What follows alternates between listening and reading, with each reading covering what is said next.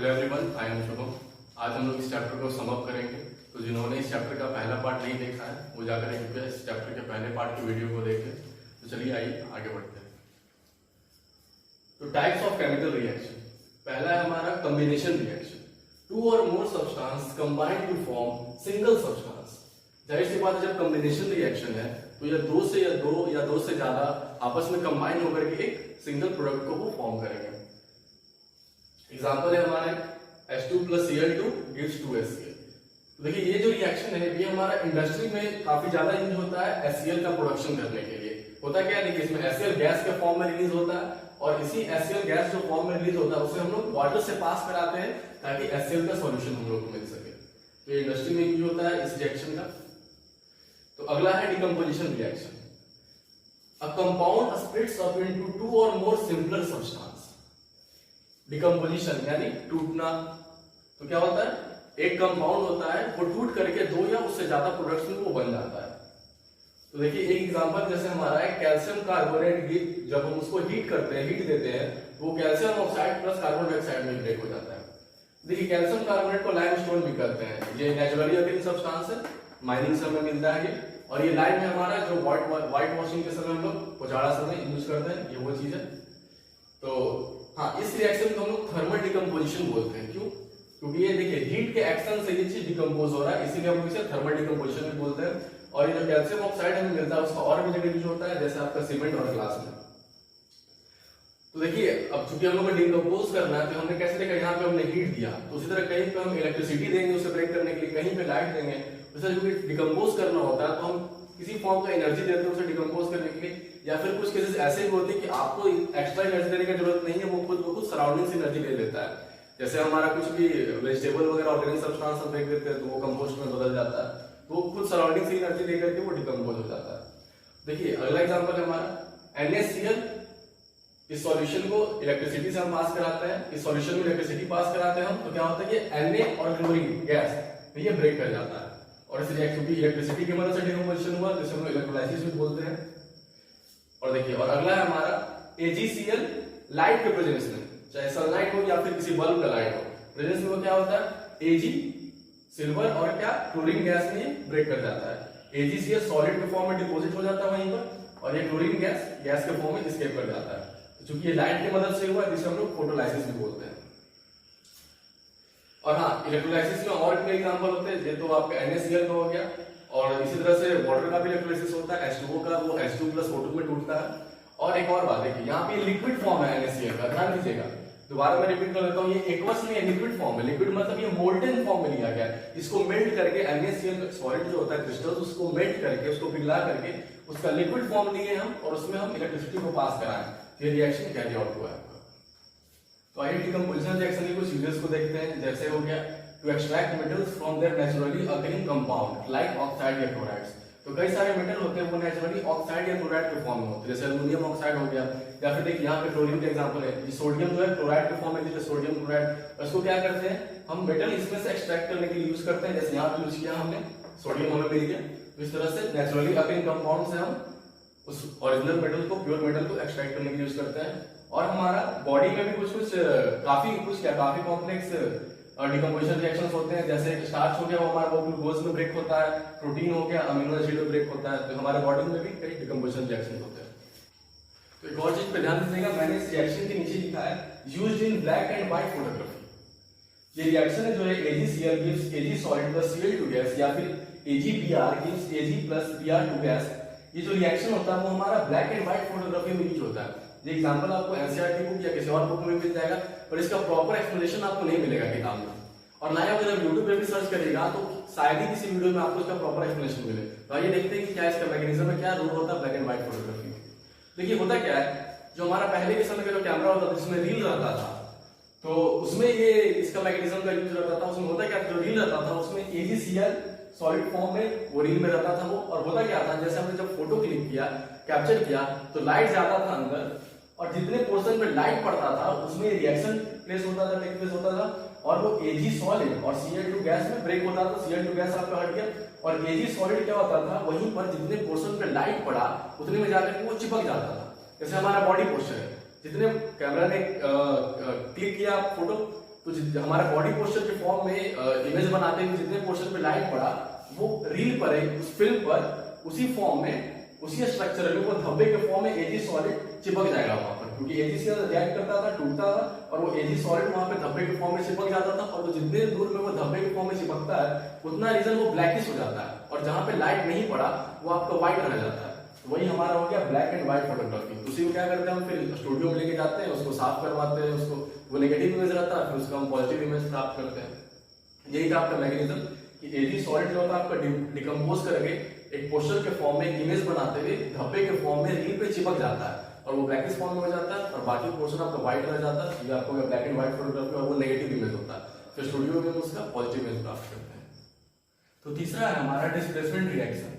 One element takes place of other element in a compound. होता क्या है, reaction में एक एलिमेंट दूसरे एलिमेंट का जगह ले लेता है। तो अब देखिए कैसे पता चलेगा कौन किसका जगह लेगा, तो जो ज्यादा रिएक्टिव होगा वो कम रिएक्टिव का जगह ले लेगा, उसको डिस्प्लेस कर लेगा। जैसे आप देख सकते हैं copper sulphate plus zinc gives zinc sulphate plus copper. यहाँ जिंक एलिमेंट है और वो कंपाउंड कॉपर सल्फेट में से कॉपर को हटा करके खुद उसका जगह ले लिया, जिंक सल्फेट और कॉपर को अलग कर दिया। तो जो कि जिंक ज्यादा रिएक्टिव है उसने कॉपर को रिप्लेस करके खुद कंपाउंड बना लिया। तो इसमें रिएक्टिविटी सीरीज का बहुत ही इंपॉर्टेंस होता है कि जो ज्यादा रिएक्टिव होगा वो कम रिएक्टिव को डिस्प्लेस कर देगा। तो रिएक्टिविटी सीरीज मेटल्स और नॉन मेटल्स के लिए आपके स्क्रीन पर डिस्प्ले हो रहा होगा, तो उसे ध्यान से देख लें।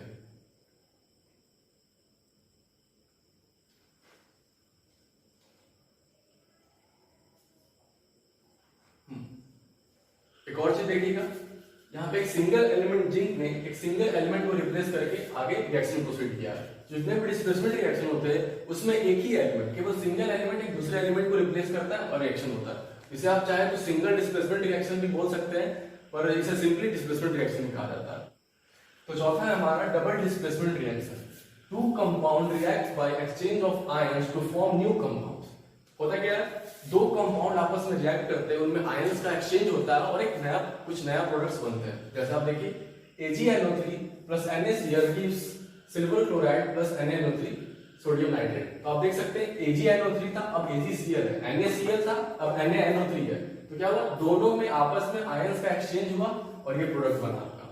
और इसमें AgCl प्रेसिपिटेट के फॉर्म में रहता है, वो प्रेसिपिटेट होकर के नीचे आ जाता है व्हाइट प्रेसिपिटेट के फॉर्म में। तो चूंकि इसमें एक प्रेसिपिटेट फॉर्म हो रहा है तो हम इसे प्रेसिपिटेशन रिएक्शन भी बोल सकते हैं। तो जिस रिएक्शन में प्रेसिपिटेट फॉर्म होता है उसे हम प्रेसिपिटेशन रिएक्शन भी बोल सकते हैं।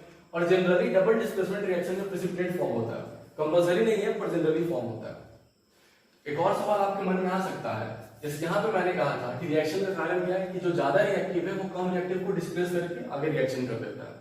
तो यहाँ पे तो दोनों कंपाउंड के फॉर्म में अगर कोई ज्यादा रिएक्टिव भी है तो वो तो पहले ही किसी दूसरे कंपाउंड के साथ अटैच है वो पहले से, तो उसको फिर डिस्प्लेस करने का क्या जरूरत है, वो तो पहले ही कंपाउंड के फॉर्म में। यहाँ क्या था, अकेले था, रिएक्टिव था, डिसऑर्डरनेस था इसमें, तो इसने रिप्लेस करके इसको डिस्प्लेस करके ये बना दिया। पर यहाँ पे तो दोनों पहले से ही कंपाउंड के फॉर्म में, तो डिस्प्लेस करने का जरूरत क्या है, ये आपके मन में आ सकता है। तो इसका रीजन यही है, यहाँ पे एक्सचेंज ऑफ आयन या डिस्प्लेसमेंट होता है आपका मोर स्टेबल कंपाउंड बनाने के लिए।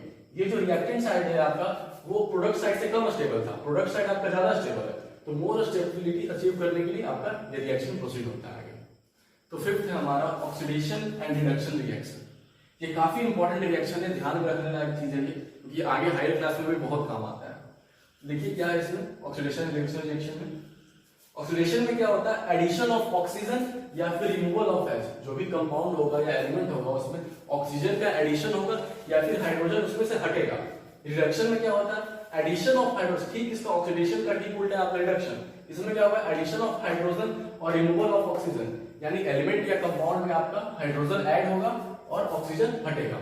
ये आपका अर्लियर कॉन्सेप्ट है, ये एडिशन और रिमूवल ऑफ ऑक्सीजन या हाइड्रोजन आपका पुराना कॉन्सेप्ट है और नया कॉन्सेप्ट क्या है ये हम आगे देखेंगे। और उसके साथ ही ऑक्सीडेशन और रिडक्शन के साथ ही दो टर्म आता है, ऑक्सीडाइजिंग एजेंट और रिड्यूसिंग एजेंट। तो ऑक्सीडाइजिंग एजेंट का काम क्या होता है, एजेंट वो आपके लिए काम करता है, आपके लिए कुछ कराता है, तो एजेंट का वही काम है यहाँ पर। ऑक्सीडाइजिंग एजेंट मतलब क्या, वो आपको ऑक्सीडाइज करेगा यानी दूसरे को वो ऑक्सीडाइज करेगा। रिड्यूसिंग एजेंट का मतलब क्या, वो दूसरे को रिड्यूस करेगा। तो दूसरे को ऑक्सीडाइज वो कैसे कर सकता है, या फिर वो दूसरे को ऑक्सीजन दे या फिर उससे हाइड्रोजन हटा ले, क्योंकि ऑक्सीजन का डिफिनेशन हम लोग अभी पढ़े यहाँ पर, एडिशन ऑफ ऑक्सीजन। तो एडिशन होने के लिए कोई देगा ऑक्सीजन, उसको जो देगा वही हमारा ऑक्सीडाइजिंग एजेंट। यही काम है इसका कि दूसरे सामने वाले को ऑक्सीडाइज करना। तो कैसे ऑक्सीडाइज करेगा, ऑक्सीजन को दे करके आपको substance which give oxygen, oxygen देगा या फिर हाइड्रोजन हटाएगा। और इसका ठीक उल्टा रिड्यूसिंग एजेंट वो क्या करेगा, सब्सटेंस विच गिव हाइड्रोजन और रिमूव ऑक्सीजन, दोनों अपोजिट टर्म्स है। और देखिए ऑक्सीडाइजिंग एजेंट को ऑक्सीडेंट भी कहा जाता है, रिड्यूसिंग एजेंट को रिडक्टेंट भी कहा जाता है। हमारे समेटिव एग्जाम में एक बार ये आ गया था कि डिफाइन ऑक्सीडेंट एंड रिडक्टेंट, तो हमने अब ऑक्सीडेशन सुना था, ऑक्सीडाइजिंग एजेंट सुना था, और ऑक्सीडेंट सुना ही नहीं था। तो शायद ही किसी बच्चे ने हमारे क्लास में ये सही किया था, तुक्का लगा था, बहुत लोगों ने मारा था, मैंने भी मारा था, सही हो गया था। पर ये देखिए ऑक्सीडाइजिंग एजेंट को हम लोग ऑक्सीडेंट भी कहते हैं और रिड्यूसिंग एजेंट को हम लोग रिडक्टेंट भी कहते हैं। ऑक्सीडेशन एंड रिडक्शन रिएक्शन को हम लोग रिडॉक्स रिएक्शन भी बोलते हैं, मतलब जिस भी रिएक्शन में ऑक्सीडेशन और रिडक्शन हो रहा है उसे हम लोग रिडॉक्स रिएक्शन कहते हैं। और ये ऑब्वियस है कि अगर किसी भी रिएक्शन में ऑक्सीडेशन हो रहा होगा तो किसी न किसी का रिडक्शन भी हो रहा होगा। ये ऑक्सीडेशन हो रहा है यानी कोई एलिमेंट उसे या कंपाउंड उसे खुद को रिड्यूस होकर के उसको ऑक्सीडाइज कर रहा है। तो जब भी ऑक्सीडेशन होता है तो रिडक्शन भी साथ में होता है किसी न किसी का। ये आप देखिए एग्जांपल देखिए हमारा MnO2 मैग्नीज ऑक्साइड है और ये +4Hcl गिव्स आपको MnCl2 + Cl2 + H2O। देखिए MnO2 किस में ट्रांसफॉर्म हो रहा है आपका, MnCl2 में, रिमूवल ऑफ ऑक्सीजन, तो ऑक्सीजन हट रहा है तो ये क्या हो गया आपका, रिडक्शन हो गया इसका। अब HCl में देखिए, HCl में क्या हो रहा है, HCl आपके H2 में बदल रहा है, यानी ऑक्सीजन ऐड हो रहा है, इसका क्या हो गया, ऑक्सीडेशन हो गया। तो आप देख सकते हैं कि HCl को ऑक्सीजन मिला कहां से, वो से इसने इसे ऑक्सीजन दिया, तो ये एजेंट हो गया। ये कौन सा एजेंट हो गया, क्योंकि ये ऑक्सीजन दे रहा है तो ये ऑक्सीडाइजिंग एजेंट हो गया। यहाँ पे देखिए इसने MnO2 और ये Cl में बदला है, तो HCl ने क्या किया, O को हटाया है यहाँ से, ऑक्सीजन को हटाया है यहाँ से, जो कि ये हटाया है ऑक्सीजन को यहाँ से, इसे रिड्यूस किया तो ये रिड्यूसिंग एजेंट हो गया HCl हमारा। ये आपका एग्जांपल है। और एक और कॉन्सेप्ट है, पहला कॉन्सेप्ट हमारा क्या था, एडिशन ऑफ ऑक्सीजन या रिमूवल ऑफ हाइड्रोजन, ये कॉन्सेप्ट था। दूसरा कॉन्सेप्ट क्या है, ऑक्सीडेशन को हम लोग कैसे डिफाइन करते हैं, एडिशन ऑफ नॉन मेटल या रिमूवल ऑफ मेटालिक एलिमेंट। और रिडक्शन को क्या कहते हैं, एडिशन ऑफ मेटल या removal of non metallic element, या फिर किसी भी एलिमेंट या कंपाउंड में नॉन मेटल का एडिशन अगर हो रहा है, ऑक्सीजन भी नॉन मेटल है आपका, एडिशन हो रहा है तो वो आपका ऑक्सीडेशन हो गया, या फिर कोई मेटालिक एलिमेंट निकल रहा है उससे तो वो भी आपका ऑक्सीडेशन हो गया, उससे रिडक्शन भी है। और जिसका जो भी ऑक्सीडेशन जिसका हो रहा होगा वो आपका क्या होगा, रिड्यूसिंग एजेंट होगा। उस हिसाब से आप इसका डिफरेंशिएशन भी समझ सकते हैं।